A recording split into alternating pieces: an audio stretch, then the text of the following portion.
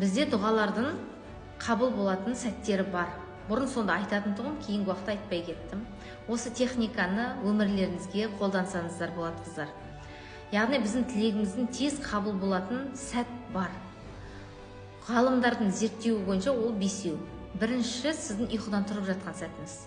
Сіз егер ұйқыдан тұрған кезде Аллаға рахмет айтып, тілек тілеп тұратын болсаңыз, сіздің дұғаңыз қабыл болып кетуі мүмкін. Екіншісі, ұйқыға кетіп бара жатқан сәт, тоже ұйқылы ояулы сәт деп айтады. Оны альфа состояние. Егер сіз ұйқыға кетіп бара жатқан кезде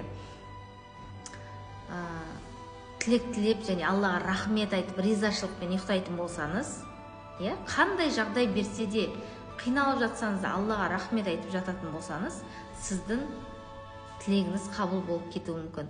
Үшіншісі, ол эмоционалды жағдай, яғни сіз эмоцияда жүресіз ғой, ашуланып жүресіз, қуанып, билеп жүресіз, не спортпен айналысып жүрген кезде егер тілек тілейтін болсаңыз, сіздің тілегіңіз қабыл болып кетуі мүмкін.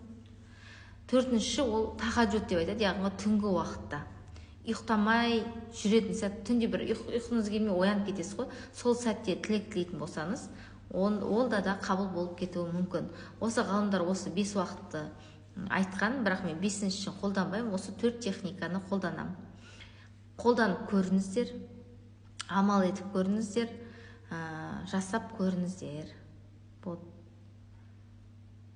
Пайдалы болса, лайк басып, коммент қалдырып кетіңіздер деп айтпай қояйын.